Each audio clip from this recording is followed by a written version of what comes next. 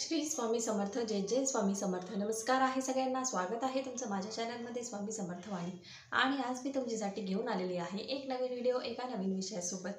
तर आजचा आपला विषय आहे की उद्या आहे मंगळवार. उद्या आहे संकष्ट चतुर्थी 12 ऑगस्ट 2025 मंगळवार. उद्या अंगारकी संकष्ट चतुर्थी आहे, म्हणजे आपण त्याला मंगळी चतुर्थी सुद्धा म्हणतो.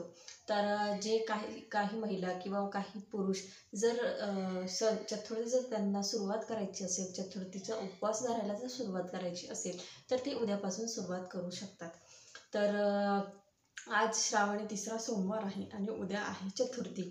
तर चतुर्थीला आपल्याला अंगारकी चतुर्थीपासून आपल्या इच्छापूर्तीसाठी आपल्याला सेवा करायची आहे. तर ती कोणती? तर अंगारकी चतुर्थीपासून म्हणजे उद्यापासून तुम्हाला 120 दिवसांची ही सेवा असणार आहे. तर इच्छापूर्तीची ही सेवा असणार आहे. तुमचे जर काही अडलेले कामं असतील किंवा काही अशा इच्छा असतील की त्या पूर्ण करायच्या आहेत, जसे की लग्न जमत नाही आहे, त्याच्यानंतर संतान प्राप्तीसाठी म्हणा किंवा काही कामं असे की ते होत नाही आहे, तर ते जर पूर्ण करायचे असतील तर तुम्हाला ही 120 दिवसांची सेवा करायची आहे. तर यात करायचं काय? तर उद्यापासून ही सेवा तुम्हाला सुरुवात करायची आहे. पण त्याआधी तुम्हाला उद्या गणपती बाप्पांच्या मंदिरात जायचं आहे. आणि तुम्ही जेव्हा मंदिरात जाणार त्यावेळेस तुम्हाला 2 विड्याची पानं, त्याच्यानंतर त्याच्यावर एक नाणं घ्या, पैसा घ्या आणि सुपारी घ्या. त्याच्यावर खारीक खोबरंचा थोडं खारीक किंवा खोबरं घ्यायचं आहे. त्याच्यानंतर डाळिंब घ्यायचं आहे, एक जास्वंदाचं फूल घ्यायचं आहे आणि दुर्वा तुम्हाला घ्यायच्या आहेत. तर हे जे मी काही सांगितलं एवढं सगळं घेऊन नारळ घ्यायचं आहे. हे घेऊन तुम्हाला गणपती बाप्पाच्या मंदिरात जायचं आहे आणि त्यांना ते तिथे मंदिरात ठेवून तुम्हाला प्रार्थना करायची आहे की तुम्ही सेवा करणार आहात. तर गणपती बाप्पा आमची ही अडचण आहे किंवा यासाठी मी सेवा करणार आहे, तर मला माझी सेवा तुम्ही करून घ्या. तर अशा पद्धतीने तुम्हाला गणपती बाप्पांना एक प्रार्थना करायची आहे. आणि जे मी काही सांगितलं ते तुम्हाला तिथे गणपती बाप्पांना ठेवून यायचं आहे. आणि पहिल्या दिवशी जर तुमच्याकडून झालंच तर पहिल्या दिवसाची जी सेवा आहे ती तुम्हाला मंदिरात बसूनच करायची आहे. जास्त काही सेवा करायची नाही आहे. फक्त तुम्हाला 120 दिवस ही सेवा करायची आहे.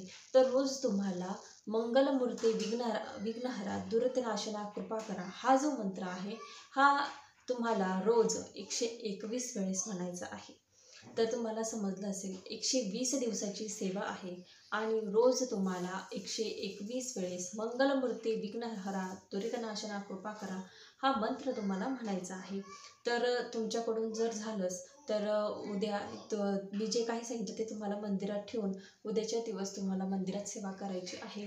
आणि समजा तुमच्याकडे जर मंदिरात बसू देत नसतील किंवा गर्दी असेल तर घरी केली तरीही चालेल, पण झालंच तर मंदिरात करण्याचा प्रयत्न करा. तर ही सेवा होती की ही सेवा तुम्हाला उद्यापासून ते 120 दिवसापर्यंत करायची आहे. तर आता महिलांना मध्ये मध्ये एखाद्या वेळेस आता पिरियड्स वगैरे येतात, आता ते पिरियड्स येतात त्याच्यामुळे त्याच्यात आपण काही करू शकत नाही.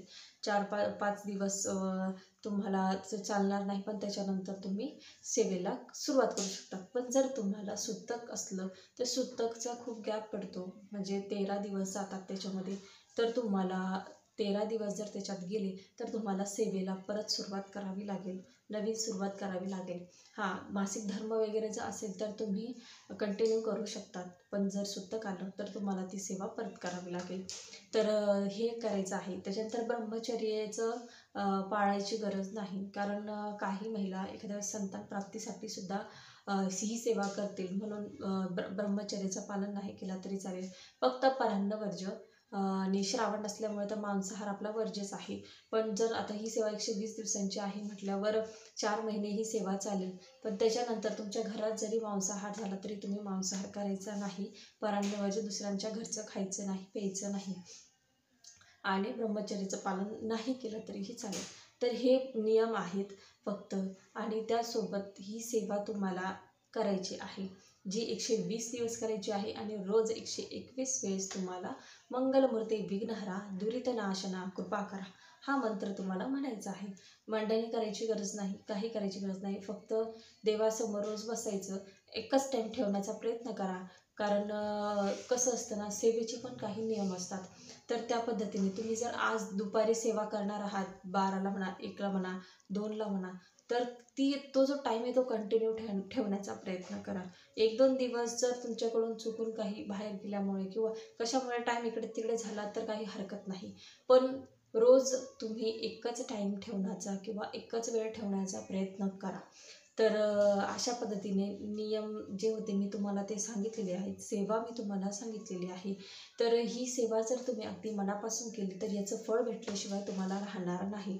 तुमच्या सगळ्या अडचणी दूर होतील आणि जे विघ्नहर्ता आहेत, आपले गणपती बाप्पा आहेत, ते तर विघ्न हरण्याचं काम तर करणारच आहेत.